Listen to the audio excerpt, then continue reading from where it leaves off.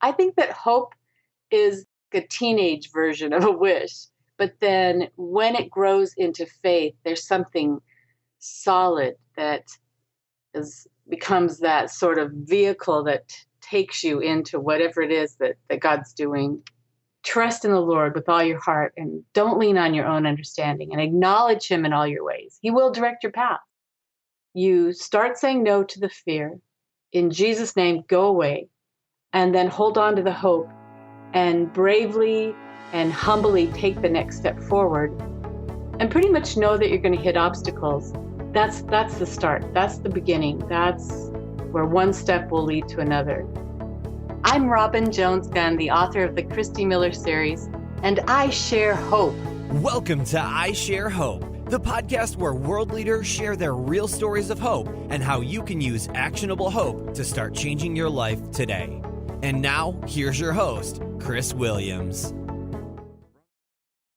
So, Robin, you've been just so instrumental in my girl's life. Actually, the books, the Christy books, we have a copy here at our house that is signed by, I think, my wife, her sister, and now two daughters of mine.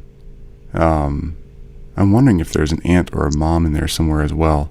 Anyway, these books have been passed down, and now we have way more than they started with. And you've just been so powerful in the way you've written stories to engage, at least girls. I don't know if you have stories for boys as well. I wasn't reading that stuff. I hardly read it all when I was a kid and on that kind of thing. I'm a really slow reader. But the stories have communicated so much good belief systems, both from a Christian standpoint and from just pure moral activity and the way to think through life. It's been great, and I'm thrilled to talk to you today. So, Robin Jones Gunn is with us, and wow, tell us more about where you're at, what you're doing, and then I'll ask you our 5 questions of hope. I know your time is valuable. Oh, I've been looking forward to this as well, because when you first told me that it was a multi-generational group of readers that had connected with these stories, I thought that has to be God. That's just a unique, and it's the sort of thing that, as a writer,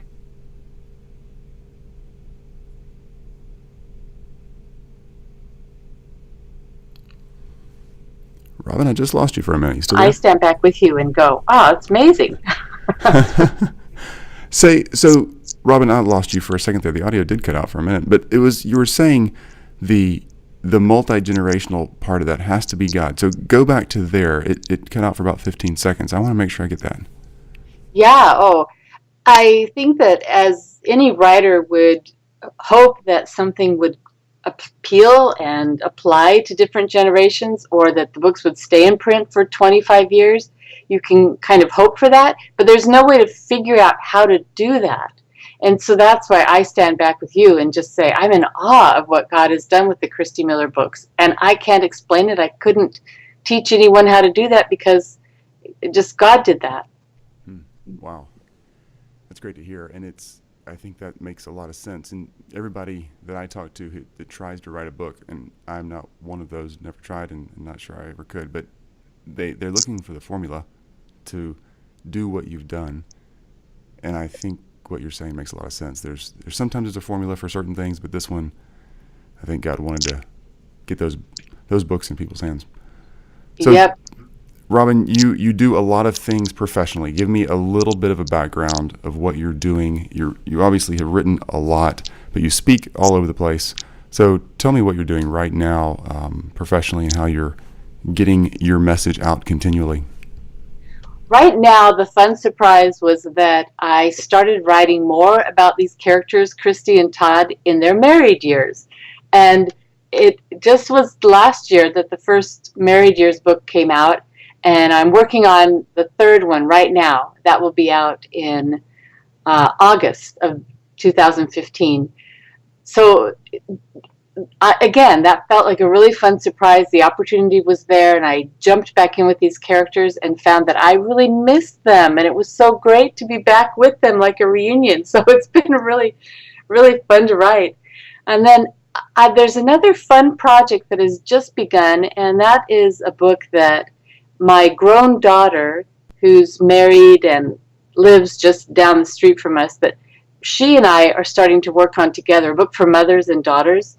And that's just because of all of the opportunities she and I have been having lately to speak together or to be called upon to say, how did you do this when your daughter was this age? So that's in the early works, but that's a mother-daughter book that Rachel and I are working on.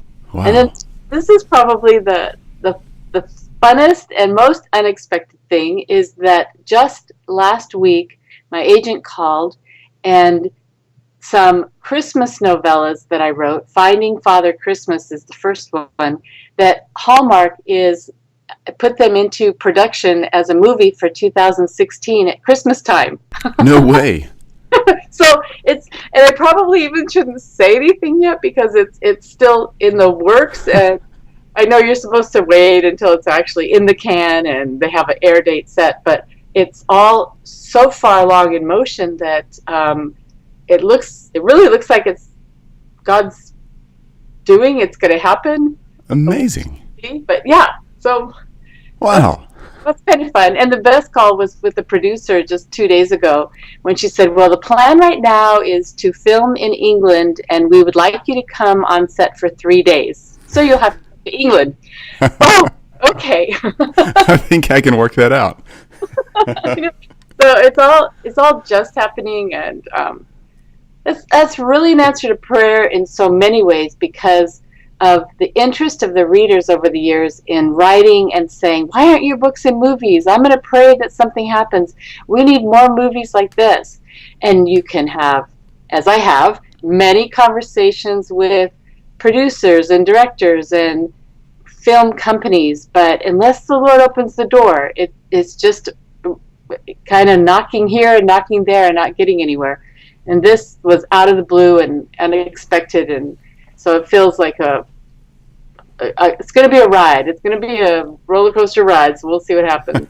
I love that. I love that it's the one you weren't going after. You know, that happens in my life too. The things that I'm tracing and tracking and following and figuring out how to do that, they seem to be the hardest things to do, and the ones that just fall in your lap are the ones that work the best. Exactly. Cool. Well, Robin Jones Gunn, I can't wait to hear the answers to these 5 questions we ask every guest. So we're interviewing 1,000 people around the globe that are representing world populations. So every 8 million people, in theory, would have one person speaking for them. Now, that's really hard to do from a true everybody gets a voice. But nonetheless, we're being very, very careful to try to do our best to pick that group of people that represents the world population. So I'm thrilled you're here, and I want to ask question 1. What is your definition of hope, or your favorite quote about hope? Well, I'm still there thinking about all the people I'm representing and hope I speak well on their behalf. But for hope, that word has been very special over the years because it carries the weight of faith with it. Because hope begins sometimes when there's just a dream or a wish, but that next step then is just sinking your faith into what is God doing and what is He asking me to do right now, so that hope is turned from just being this wispy, it would be great if this would all come to be, to trusting in God and having faith in His plan. And so I think that hope is that grown-up version of a wish, but then maybe it's like a teenage version of a wish. But then when it grows into faith, there's something solid that becomes that sort of vehicle that takes you into whatever it is that God's doing. That's a really interesting progression. I've never heard somebody say that. So if a wish is the most childlike version of this, then hope could be the teenage version, and faith the grown-up version. Wow. And I'd never thought that till this minute, but I think that the reason it resonates is because the teenage version, there's so many ups and downs, but there's also so much pure joy and all the possibilities because of that youthfulness that's locked into that season of life, so that hope is infused with a whole lot more determination and energy than just a wish. But then to get it to the deadline, it grows into faith. Wow, you're right. I've never thought it through that way. That is so true, though. There is a difference between a teenager and an adult in so many ways that we look and dream and think ahead. And it seems like the pressures of the world as we grow up knock a little bit of that out, and it really does take more faith and more determination and more solidness to that hope to carry it through. Yeah. Wow. Question number 2, then, is who has shared the most hope with you? The person that has shared the most hope with me would have to be my husband. And the interesting thing about that, we've been married 38 years, and what Ross has done is equivalent to putting wheels on that hope, in that when I thought, oh, I can't do this, I don't know what I'm doing, he has always been the one to propel me further, to move me on. And a lot of times I didn't like it. At the very beginning, he saw that I needed to go to a writer's conference to learn all the steps involved in becoming a writer. And I was content to just write poems in my journal and just leave it at that. So when he set it up for me to go to a writer's conference and just pressed, I was really angry. I was out of my comfort zone. I felt like, why are you pushing me so hard? But it is because of that sense of the depth of his love for me, and to move me forward, to have that involvement. And I'm so grateful now. But yeah, definitely, he's the one. He did it.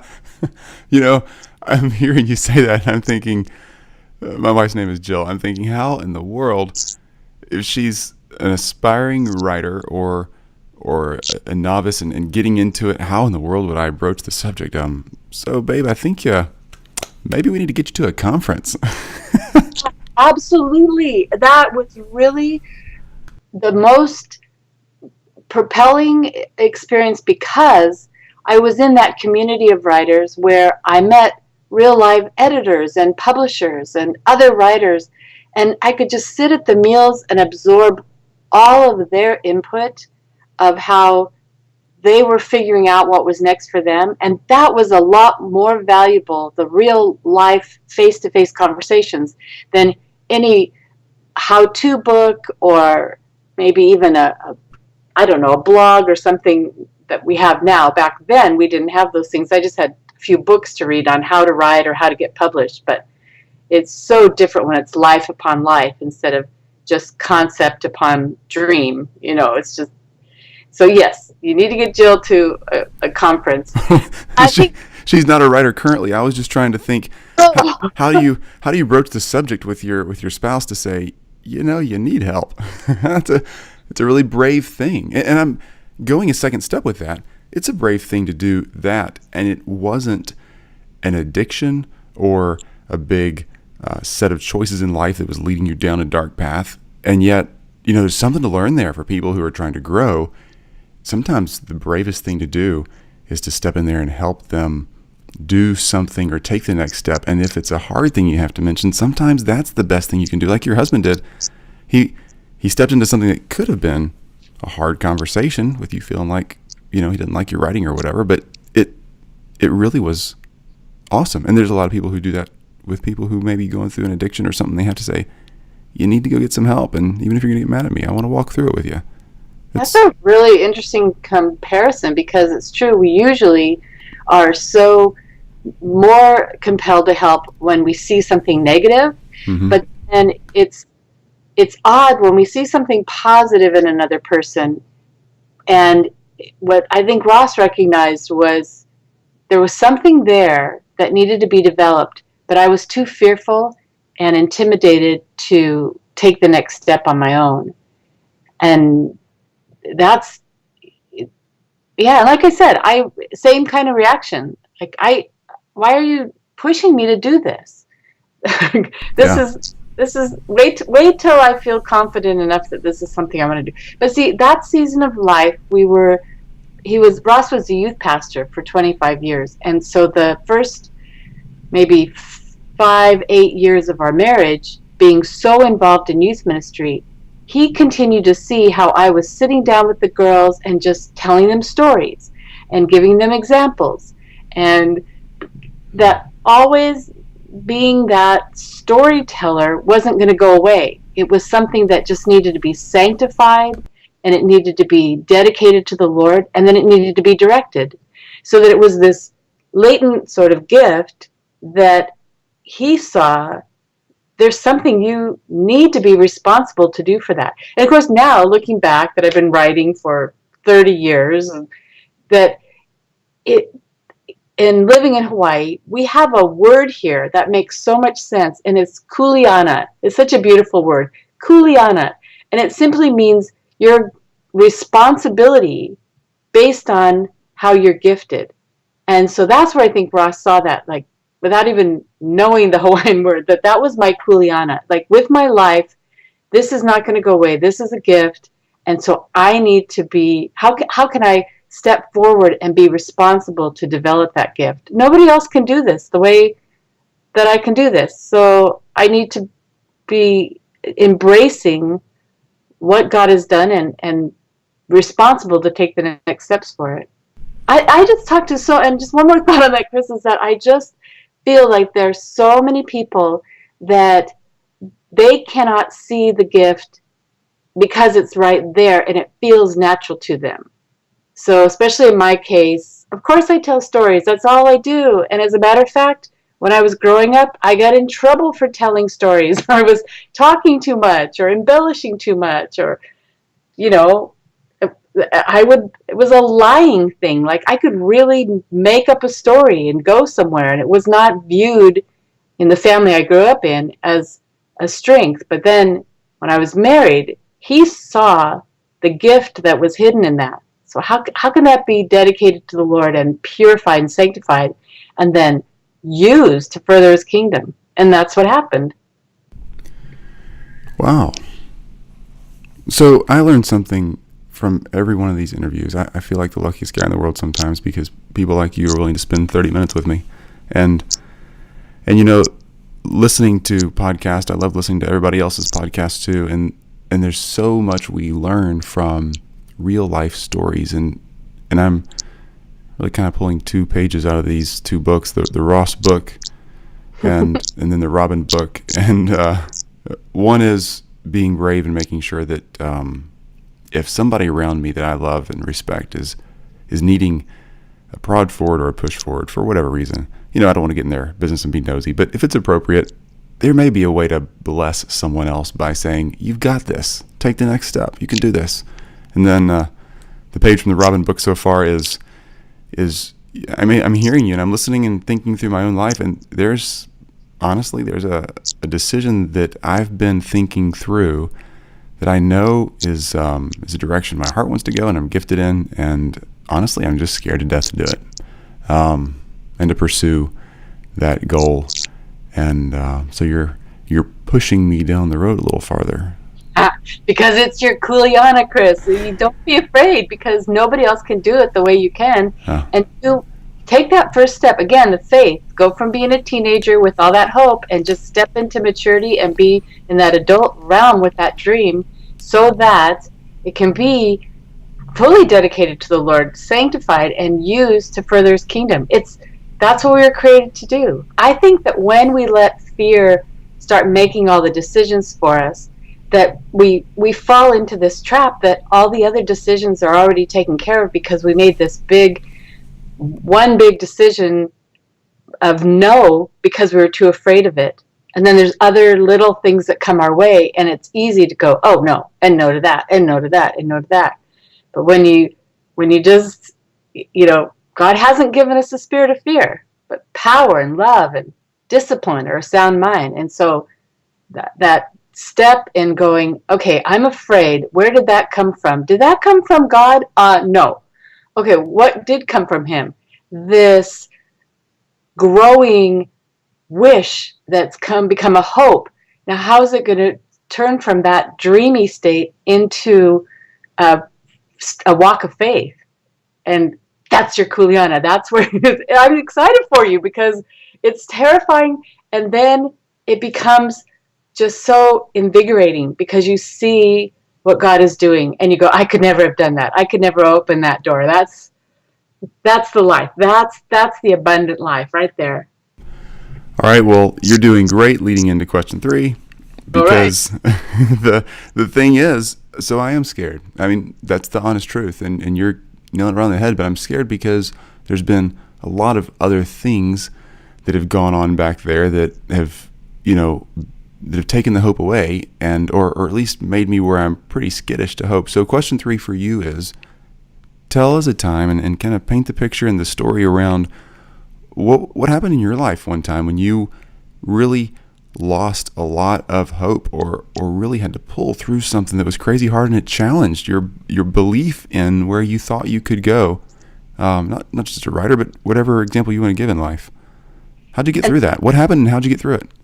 Well, the reason this is such a great question is because this is so typical of anyone that I've ever talked to, that, the beauty of getting older, you look back and say, how did you get to where you are? But this same thing that you're setting up here has happened in every single person I've talked to, that you think you know what it is that you are going to accomplish, or what you're going to be about, or how God's leading you. And you start that way and the doors close. And you feel the sense of defeat that comes with failure. And that's where a lot of people get stuck. But then when it's taking that next step in trusting God in a new way and following the path and the doors that he opens, then it's this whole other form of the original dream. And I guess the best way to give an example is that when I was in high school, and I'd given my life to Christ when I was 12 at summer camp, and we had a really great Bible church, and I loved hearing missionary stories, and I knew when I was 16 that I wanted to be a missionary.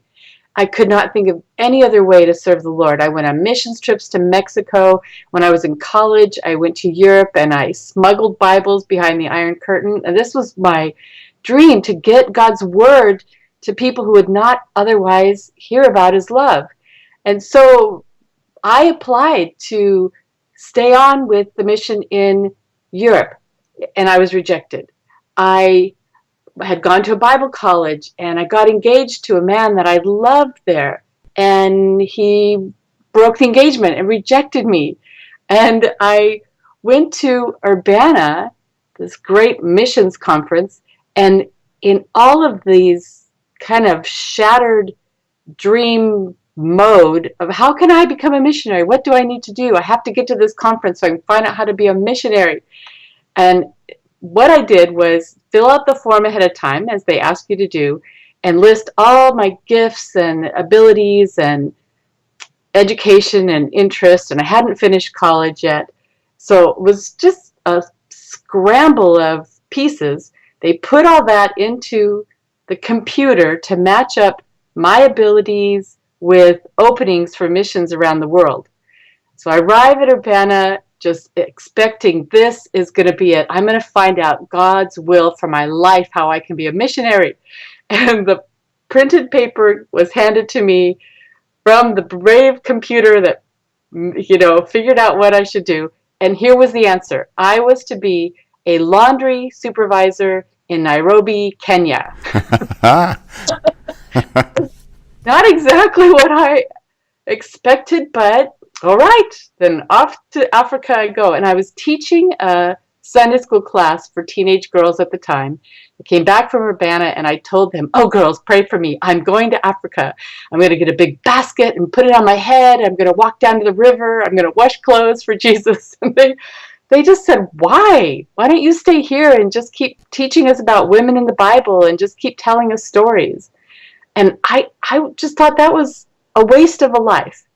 And so I waited for the letter, and it came from the mission, and I was rejected again. No, we don't see you as being a good fit for this position. And that was such a humbling and leveling, and that's where all the fear starts to brew, doesn't it? It starts to like really just bubble in you in those times of, I thought I was doing what I was supposed to do. This has been on my heart for years. This dream keeps dying and dying and dying. And all that rejection, which really only helps us to relate to our Savior, and that's our depth of humility that comes from that, is very important in the sanctification process, I think. So then I ended up marrying Ross, which was the best thing ever, and loved doing youth ministry. So because he was a youth pastor, that just seemed like, okay, well then, this is, if I can't be a missionary, at least I can motivate some of these teenagers to go be missionaries, or I can be a good wife and a good mother, because that's a really high calling. And so when I adjusted that way and really, really humbled out, it was during a camping trip with those teenage girls in our youth group that this prodding to start writing down stories started to grow. And those girls were relentless. We want you to write books for us. We'll tell you what to write. Let's meet every week. Tell us your stories. And they wanted a romance story. They wanted it about a surfer boy and an average girl. And that's how the very first Christy Miller book came to be, with those teenage girls on my heels. So it took 2 years to write the first book with all of their critique and input. And that book, the first one, was rejected 10 times. But it was those girls that just kept going and were just so insistent. And after that first book came out finally, it was published by Focus on the Family originally in 1988, one of their first books that they published when they started their publishing division. And I had no idea that that was all along God's purpose. That's what he created me to do. But when that first letter came from a girl who said, as a result of reading your book, I've given my life to Christ, I saw this little glimmer of hope again, right there, that hope, that roller coaster hope, that I was being a missionary. But it wasn't that I was going around the world, but that it was these stories were going to go around the world. So now fast forward to 26 years later, that these books are translated in other languages. There's millions of copies sold. As a result, I've been invited to speak in public high schools in Brazil and in Finland. And I have been able to go around the world. And the sweetest thing that God did was 3 years ago, this opportunity came for me to speak in Nairobi, Kenya. And so I went to Nairobi and taught at a conference and taught writers from around the world how to write stories that would be applicable to their generation and their culture. It's just this huge full circle. And I just get so choked up because there have been hundreds and hundreds of letters from girls around the world who've come to know Christ. And I met some at that conference in Kenya. And after the conference, I went with one of these young women from Africa, and she took me on this trip, and we were going down the road, and there were women by the river washing clothes. And it was that full circle moment of, that's not what I was created to do. It was the stories. It was being obedient to that next step to refine those stories. And anyways, there it is in a nutshell. Yeah, that's wonderful. It's a great story, and you don't think it is what it is. It is. Yeah. It is. It's honest, and it really, you went through so many cycles there of hoping, and then having circumstances or someone or something in your head or whatever tell you no, and slap your hand and you pull back, and you do it again, you slap your hand, you pull back, and that process beats us down and says you can't. And I love how your wishing has turned to hope, and your hoping has turned to faith in your progression there, and your you've grown up. I mean, obviously you have grown up as an author for sure. You're beloved all over the world, but you've grown up in the strength and the stamina of your hope through the hard times. And without those, you wouldn't have that strength, you know?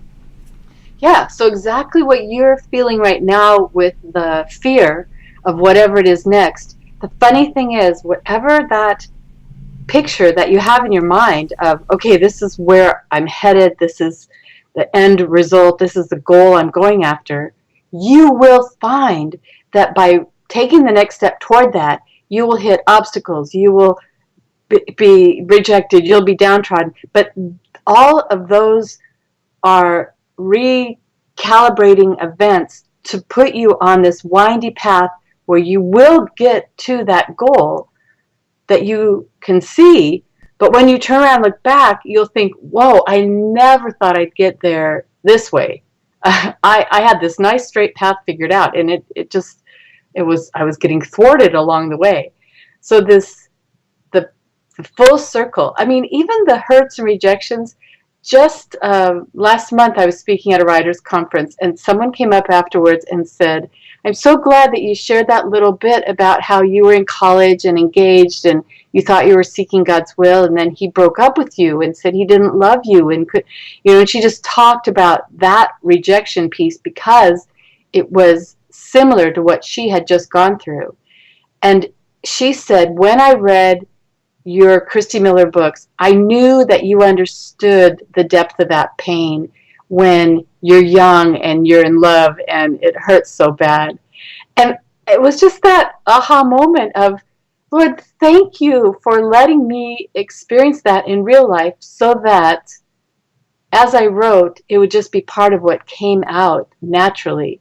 And that's what's happening to you too, Chris, that there's things that are just so frustrating right now, but that's building in you this deeper empathy, and it'll come out later in whatever that faith journey becomes, so that you're more real along the way. It's kind of a mystery. It's kind of amazing how it happens. It is. I like real too. We always connect to that better. Well, you're doing amazingly well here. I wish I had like 3 hours because we get a lot of good stuff. So, question 4. How are you sharing hope today? And I don't just mean in going to the conference and being a public speaker and an author and, a movie set coming up and all these things. More, what do you do in your community, your neighborhood, the ones that you can personally reach out to and touch? How do you share hope on a daily basis? Where my strength is with young women is having these small gatherings so that we can open up and talk and be real. And I think that there's been the most hope sharing opportunities when I've met with these different groups of girls. I'm starting up another group this summer, and this group is going to be women in their 20s, all of them single, and we're going to go through a book that I wrote with Tricia Goyer called Praying for Your Future Husband. Now there's some hope. Like, this is what we're going to do, is go through this book and just be deliberate about praying about your future husband. And they will find as they go through the book that the process is really to prepare their heart for whatever it is that God has for them. Because by surrendering in that whole area of their future romance and love, that they become more receptive to what it is that God has for them. So the hope that's shared in these small groups is the kind of input that can happen in a much deeper way than just passing out a book. Here, go home and read this book. Let's talk about this book. Let's talk about how you feel about the stage of life that you're in relation to these verses and the words on this page. And I guess I'd have to say that the ways that over the years, but especially right now, that there are opportunities to give hope, it's in those smaller groups. It's different than like standing on a stage and casting a vision, but it's just life upon life, and listening to all the ups and downs and praying together and being in that community. I don't know any other way for it to, as you said, real is good. We like real, but there's no other way for it to be real unless take the time to really relate to another person's life. And that's when the fellowship really takes you to the next step. You're on to the next question, which is perfect tie-in. So how can I and the people listening with me, how can we take steps to grow as a person of hope or share more hope? Either way you want to go there. Like just the 1, 2s, 3s, the ABC kind of steps. Super simple. What's next? What do we start with? I think it is with saying, fear, you have to go away. You can't be part of this journey, because fear and hope in the same room, it's a cat fight always. And who's going to win? It's the one that you feed the most, right? If you just keep feeding those fears. But if you feed the hope and you trust in the Lord with all your heart and don't lean on your own understanding and acknowledge him in all your ways, he will direct your paths. Proverbs 3, 5, and 6, he promises us that. So there's that place where you just get brave and say, I'm not going to give in to the fear. I'm going to take a step of faith. That's why we call it a step of faith, I guess. And that's where you're moving from that teenage hope season into, I'm going to grow up now and take this step of faith. And be intentional about what it is that is just rumbling around in you and won't go away, so that it becomes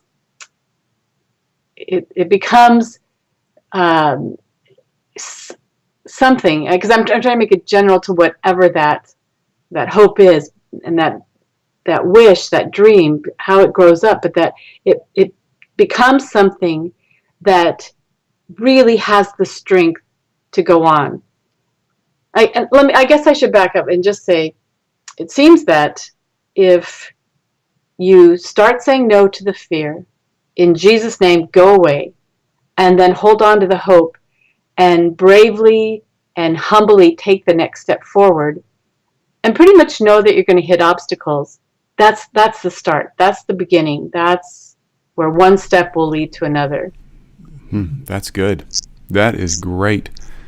So really feeding the hope more than the fear, and figuring out which is which, and pursuing the hope, and then that determination to go forward, even though we're all grown-ups here, or some of us listening, and even the kids know we have our hard days, and you can still move forward. No, it's going to be difficult sometimes, but continue pursuing, continue feeding the hope, continue getting back up on your feet, dusting yourself off, and getting back with it. Wow. Yeah. And that's where, as you were saying, like, well, maybe you need to get to a writer's conference. Well, that's where hope's going to grow.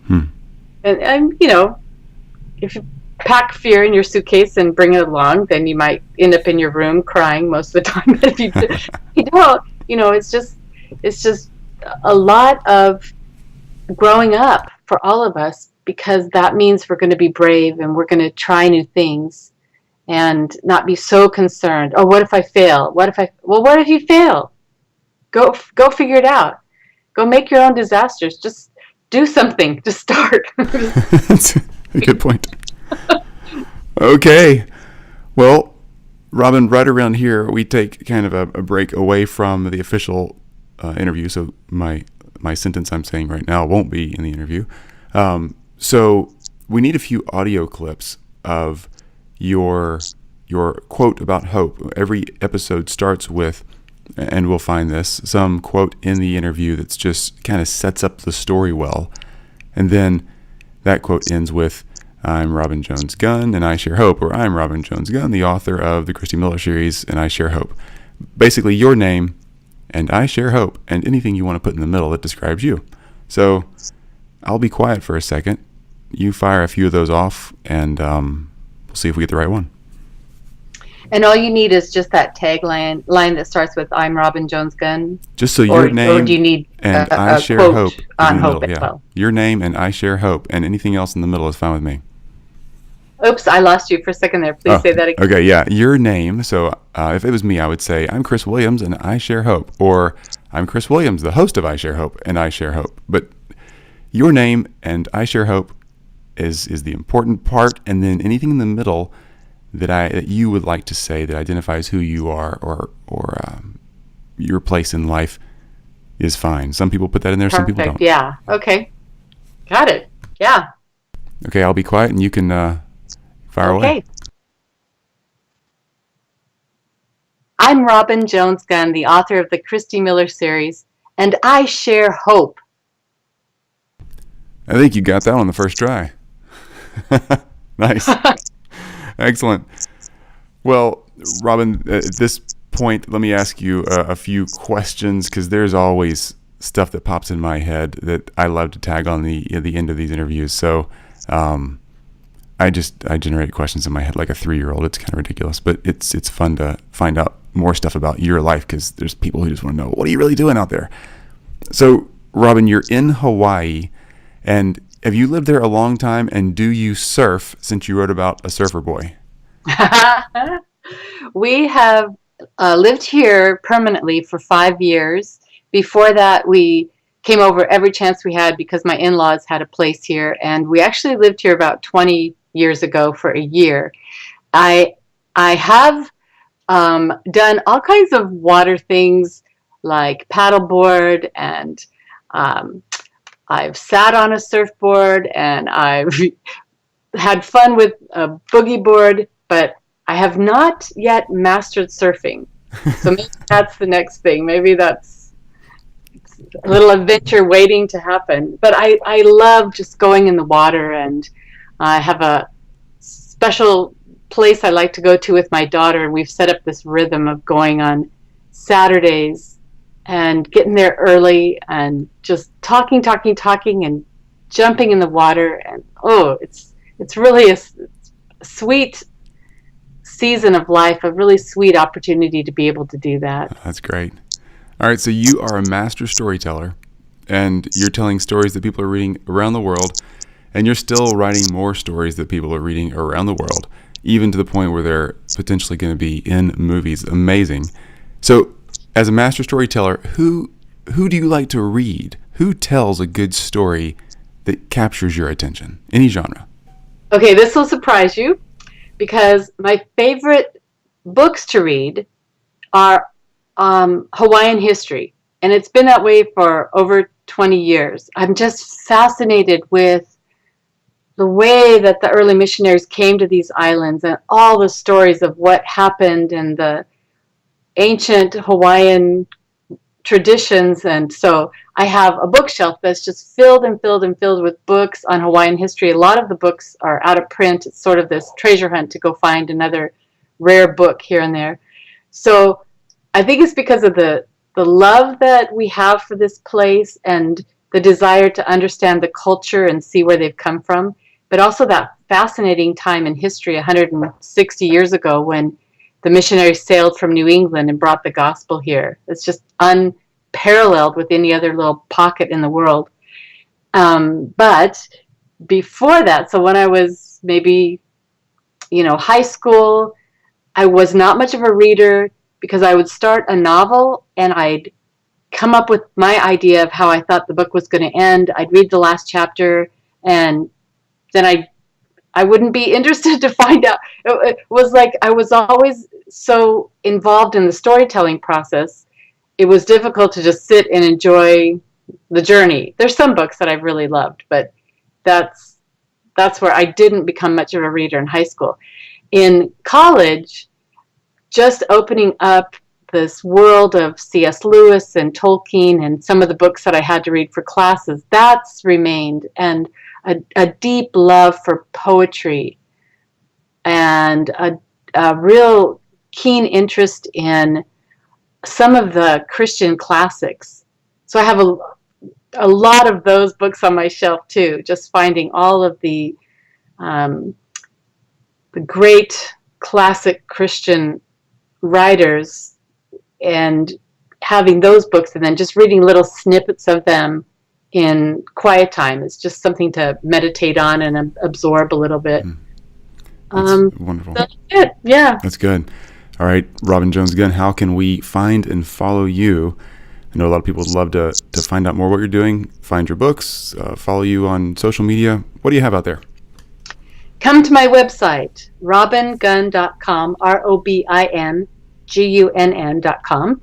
And then on the website, you'll find all the links for Instagram, Twitter, Facebook, all that. So it's sort of to get there. And then there's a blog on the website as well. So plenty of info. Great. We'll do it. We'll put that in the show notes as well at isharehope.com, and a few pictures of you and links to just all this other great stuff you've got. I'm just so amazed.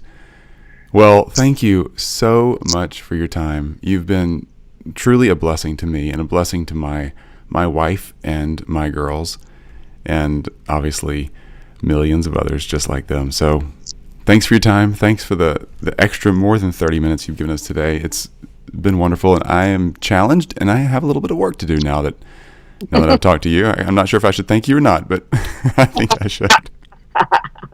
Yes, well, go get him. Go trust God in a new way and be amazed. Just be amazed at what he does. It'll turn out different than you ever thought, but you'll be surprised. It's exactly what you hoped. Great. And Miss Robin Gunn, at the very end here, this is not for the audio, will you tell Jill, Allie, Kat, and Caroline hello? They would love to hear from you. Jill, Allie, Kat, Caroline, hello. No. Aloha. Wonderful. You're a blessing. You're just great. Thanks for your time, Robin. Enjoy Hawaii and have a beautiful sunny day over there. Thanks, Chris. God bless you. Same to you. Bye-bye. Bye. You've just listened to I Share Hope. If you're ready to make a change, head to our website at isharehope.com and claim your free copy of the Top 10 Actions of Hope from World Leaders to use hope in your own life. Thanks for listening, and we'll talk to you next time.